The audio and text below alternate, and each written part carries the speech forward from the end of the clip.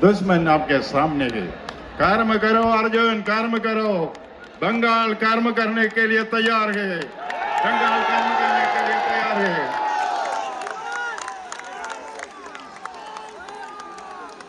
सूरज हमारे ऊपर है, हमारी धरोहर, हमारी धरोहर सूरज हमारे ऊपर है। हथियार हमारे पास है, लोगों की शक्ति।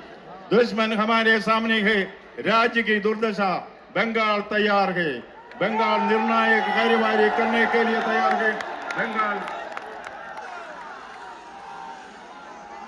बंगाल धार्मिक एरोगेंस के खत्म करने के लिए तैयार है। बंगला धार्मिक एरोगेंस को खत्म के लिए तैयार है। 1 बंगाल धार्मिक एरोगेंस को खत्म के लिए तैयार है। 2 बंगाल धार्मिक एरोगेंस को खत्म करने के लिए तैयार है। 3 भारत माता की, भारत माता की, भारत माता की। वंदे वंदे वंदे। मैं आपका ध्यान महाभारत के एक प्रसंग की और आकर्षित कर सकता हूं। उस दिन लड़ाई के कदम हो गई है। अर्जुन युद्ध के मैदान में बिना अस्थायी महल में प्रवेश के लिए जाता है।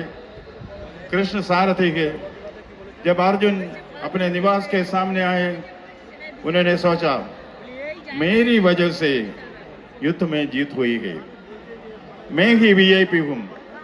कृष्ण कौन हो? मेरा ड्राइवर, मेरा शोफर, मेरा चालक।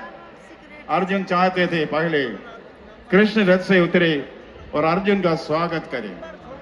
कृष्ण अर्जुन के मन में चल रहे युद्ध को जानते थे। वो अर्जुन को नजर अंदाज करते हुए पक्षियों को गिनने लगा। अर्जुन अनिच्छा से रथ से बाहर निकल जा रहे। फिर एक मुस्कान से साथ कृष्ण नीचे उतर जाते हैं।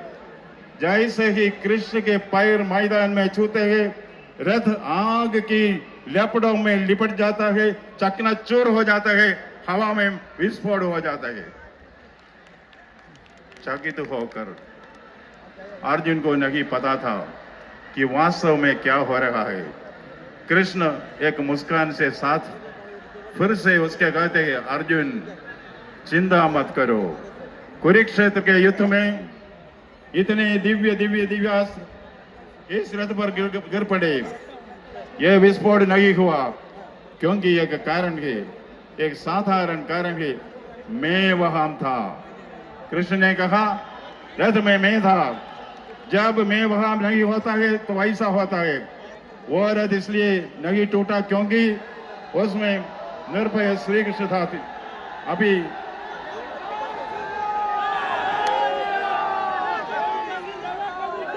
अब यदि भारत नामक रथ नहीं फटता है तो शायद इसलिए हो सकता है कि उसमें नरेंद्र है, एक नरेंद्र है। भारत माता की, भारत माता की। वंदे मातरम, वंदे वंदे मातरम। मुझे याद है